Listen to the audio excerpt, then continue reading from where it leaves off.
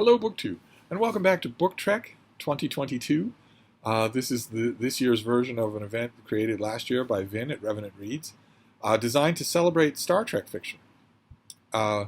For 2 months, we're doing it this year, for August and September. August was all of the classic Star Trek, the original series, The Next Generation, Deep Space Nine, Voyager, Star Trek Enterprise, all the movies that derive from there, and all the spin-off novels that derive from those characters. And September is New Trek, so-called New Trek, Alex Kurtzman Trek, or J.J. Abrams Trek, all the stuff that happened after J.J. Abrams' 2009 movie Star Trek. So you have the Kelvin timeline, which is the movie versions that Abrams made. And then you have New Trek, which is, again, 5 shows. It's Star Trek Discovery, Star Trek Picard, Star Trek Prodigy, Star Trek Lower Decks, and Star Trek Strange New Worlds, which just wrapped up its first season. And September Book Trek 2022 has been a challenge for me, a real challenge. Not only reading related. I've been joking with my co-host that Book Trek 2022 is accursed. that we are piloting the starship of the doomed because everybody's running into problems one way or another and making videos. There have been hardly any Book Trek videos for Book Trek 2022. But it hasn't only been real world stuff. It's also been the books themselves. There are hardly any New Trek books. 20, probably. I might be generous there. There might be even fewer than that.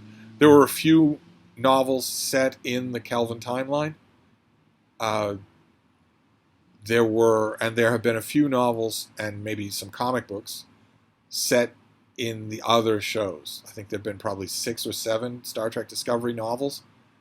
Star Trek Lower Decks, I think, spawned a comic book series, or maybe is spawning one now, that I haven't even bothered to look at, because the writer is the same guy who perpetrated the unbeatable Squirrel Girl, which was, I did read probably 10 issues of Squirrel Girl, and it was abominably bad, just unbelievably bad, in an I dare you to say anything kind of way, a typical 21st century blue checkmark Twitter fan baiting way to say, I dare you to call this bad, because if you do, I'm going to drag your name through the muck for all kinds of lifelong prejudices that you don't hold. I'm going to character assassinate you if you don't like this crappy comic book. So if that writer is going to write Star Trek Lower Decks, then I'm already familiar with his sense of humor. I can't imagine there would be a novel. I don't know if there's been a YA novel of Star Trek Prodigy. Star Trek Prodigy is very much a YA kind of thing, and I think the first few episodes were billed as the first Star Trek aimed squarely at kids. I thought the first episode of Star Trek Prodigy was shown free on YouTube, and I thought it was very good.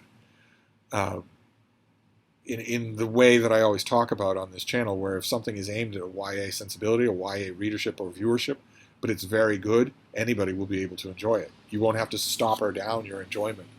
And then there's Star Trek Strange New Worlds, which has itself the show called Strange New Worlds, which has not spawned any novels yet that I know of.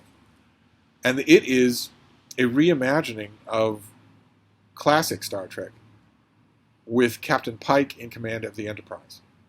So any of you old Star Trek fans who maybe know the old show but have never watched any of the new show, you'll remember that Captain Pike was the Enterprise captain before Jim Kirk, and he had a crew of his own. He had a young, callow Lieutenant Spock. He had Dr. Boyce. He had his first officer, the enigmatic Number One, played by Majel Barrett Roddenberry, who went on to play Nurse Christine Chapel.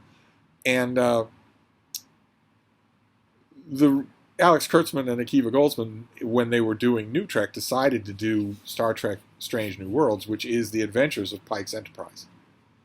And I have a lot to say about it. I will be talking about Star Trek Strange New Worlds later in the month. I have a lot to say about it, but it won me over. It won me over. The hesitation that you hear is because it not only destroys Star Trek continuity, but hates Star Trek continuity fairly openly. And that usually doesn't win me over. That is the new attitude in Hollywood. It's called fan baiting. Make something you know the longtime fans of the thing you're making will hate. Don't follow the wisdom of Hollywood for the last 100 years and make something you know they'll love so they'll make it a hit. Instead, make something you know they'll hate so they'll talk about it. It's amazing to me, just completely demented. And yet, we have seen it in franchise after franchise after franchise. It's not an accident anymore. It's a marketing strategy.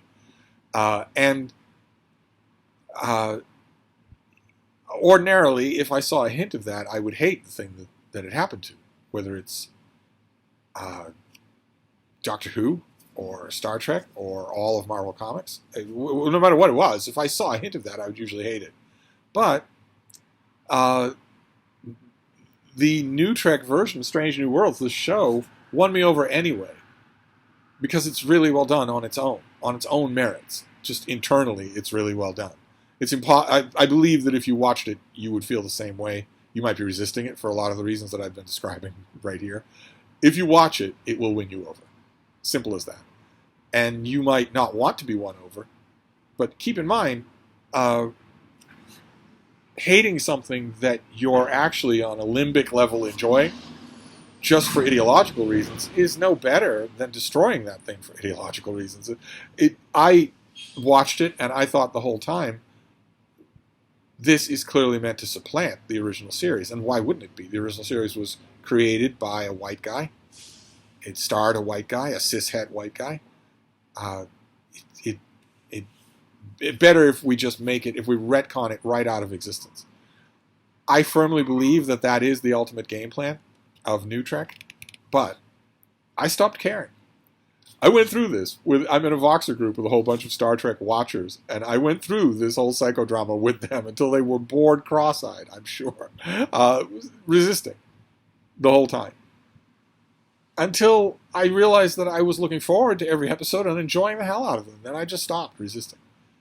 It's like I always say, jokingly, Paramount can't remove my memories of enjoying and loving the real Star Trek. I always joke about that on this channel because I say, surely that is just about the worst thing you can drive the fans of your franchise to say. It's bad enough if you're driving them to say that episode was really bad. Bad enough if you're driving them to say, well, this whole series is really bad. But if you're driving them to say, well, no matter how they desecrate this thing I love, they can't change my memories. If you've driven the fans to say that, that's pretty bad. I went from that to simply enjoying Strange New Worlds on its own. But it hasn't had any books. And it's likely that the books, when they come, will be just as bad as Star Trek Discovery books. All the Star Trek Discovery books that I've read, and I think by now I've read them all, share the same ultimate flaw, which is that they are afraid to do anything. It's an active property, and clearly the lawyers are sitting on these writers more harshly than they ever sat on the old Star Trek writers, because the books are expository addendums to various plot points on the screen. If you don't know the show backwards and forwards, the books will be either incomprehensible or incredibly boring to you, or both. I have a feeling, my guess would be that any novel of Star Trek Strange New Worlds will be the same way. But there isn't anything for me to read yet, and that is scraping the bottom of the barrel when it comes to the second month of Book Trek 2022. There have even been some rumors amongst my fellow co-hosts that we should disobey orders and just read whatever Star Trek we want. And of course, you can do that. You don't have to read New Trek in September of Book Trek 2022. If you read one Star Trek book of any kind, then you are happily participating in Book Trek. I could do that, but it feels a little bit cowardly. It feels like I should be engaging. Oh, this is going to be bad.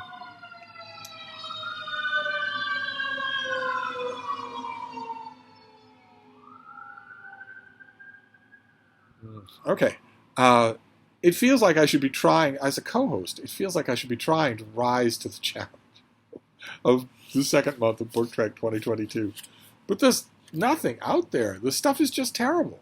I mean, the old Star Trek had plenty of terrible books, but New Trek has not, as far as I can tell, managed to inspire even a single word of good prose on the page.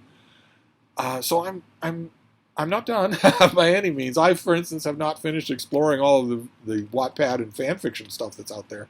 I definitely need to explore more of that. But I do have a book today.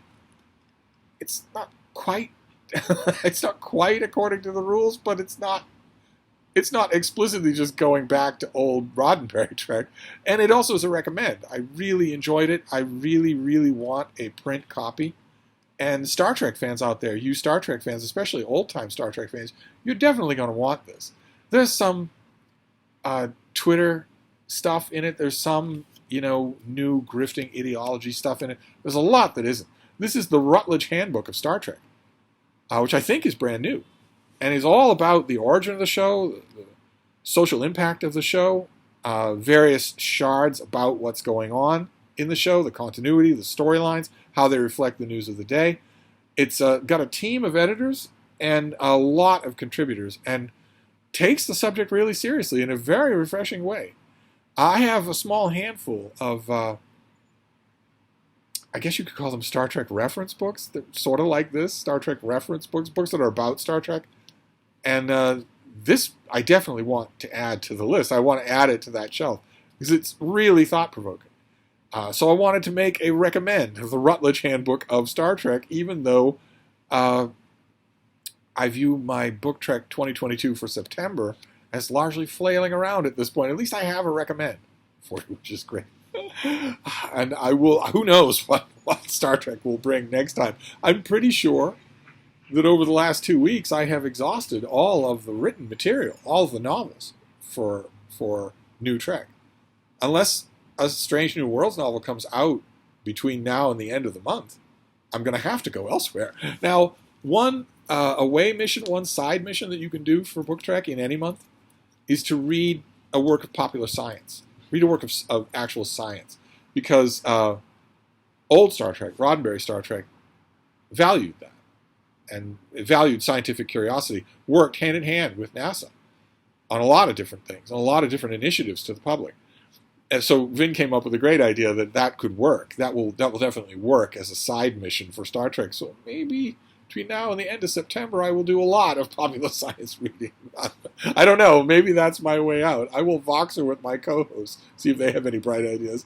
But in the meantime, I have a recommend for you. The Routledge Handbook of Star Trek is quite enjoyable. Lots and lots of stuff there to think about, no matter how old a fan you are. So anyway, I'm going to wrap up Book Trek for today, but I will be back.